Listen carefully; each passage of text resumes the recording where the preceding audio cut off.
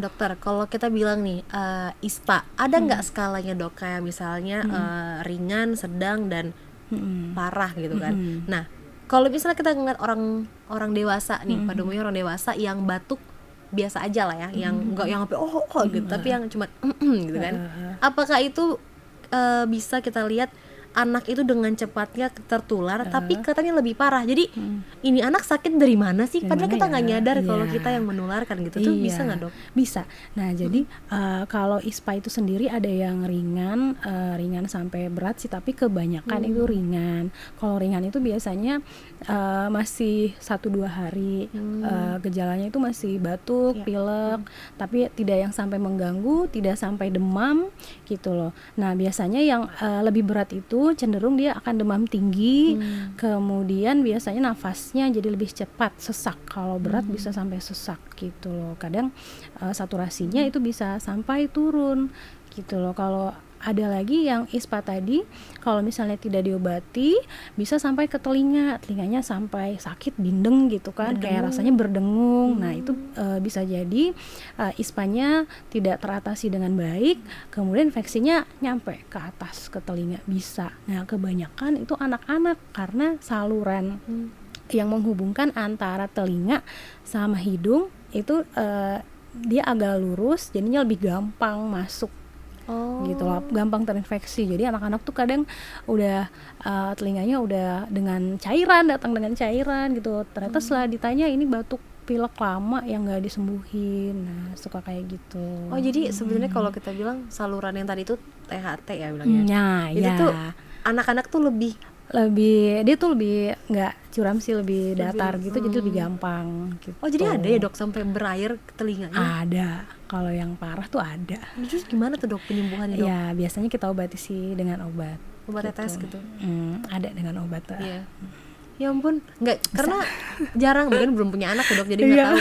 Jadi memang batuk doang bisa sampai? Bisa, kan orang suka nggak nyangka, udahlah ini mau batuk pilek biasa nanti juga sembuh gitu. Suka gitu sih kadang, akhirnya setelah diperiksa, loh ini kok kayaknya telinganya udah mulai infeksi ya, suka gitu. Nah dokter, kapan sih kita bisa bilang kita harus ke dokter, misalnya kita punya anak nih, kapan sih kita harus ke dokter dengan misalnya kan orang kayak ala nih cuman flu biasa aja, batuk pilek gitu. biasa udahlah gitu kan. Nah sebenarnya kalau kan obat batuk pilek tuh banyak banget dijual bebas ya kan. Nah itu sebenarnya penggunaannya boleh. Jadi itu untuk 1-2 hari pertama kalau gejalanya ringan. Misalnya obat untuk pereda pilek atau pereda batuk atau untuk penurun demam. Tapi seandainya demamnya makin tinggi nih, demam banget, atau sampai nggak bisa beraktivitas, atau mungkin batuk atau pileknya cairannya mungkin sudah kuning kehijauan atau kental banget, itu kayaknya harus ke cepet-cepet ketemu ke dokter deh gitu.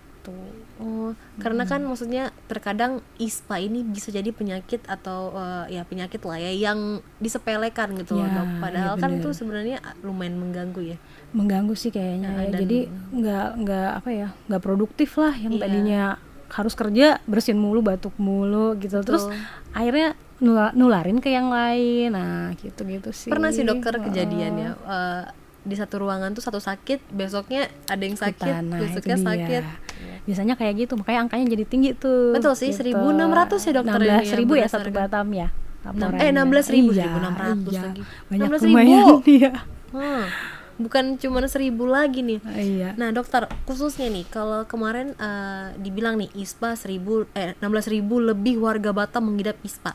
Nah kalau dokter di UT Puskesmas Balai Permai sendiri tuh kira-kira berapa banyak sih dokter yang berobat misalnya per hari gitu? Dari data kita sih bulan lalu itu sekitar 600-an. Itu distribusinya itu lebih banyak dewasa tuh sekitar 80%, sisanya itu anak 0 sampai 5 tahun. 600 pasien dalam 1 bulan. 1 bulan. Iya, lumayan. Banyak juga ya. Banyak. Ya kan maksudnya memang bilangnya kayak sepele sih ya, tapi 600 juga. Itu baru di Balai Permai lagi. Baru di Balai Permai. Tapi belum lagi yang dari puskesmas lain, klinik atau rumah sakit ya. Nah dokter, lantas bagaimana tingkat keparahan ISPA saat ini dokter? Apakah efek-efek ISPA mulai gejala paling ringan, bahkan ada yang mungkin sampai meninggal dunia gitu dok? Kalau yang meninggal itu biasanya karena komplikasi dia udah sampai ke infeksi saluran nafas bawah. Tapi kalau untuk atas aja, saya rasa enggak ya. Nggak ada ya? Itu pasti udah komplikasinya udah kemana-mana gitu. Karena sampai Iya, meninggal. tapi Karena ini biasanya ringan ya? biasanya ringan. Batuk, pilek, Iya. agak demam.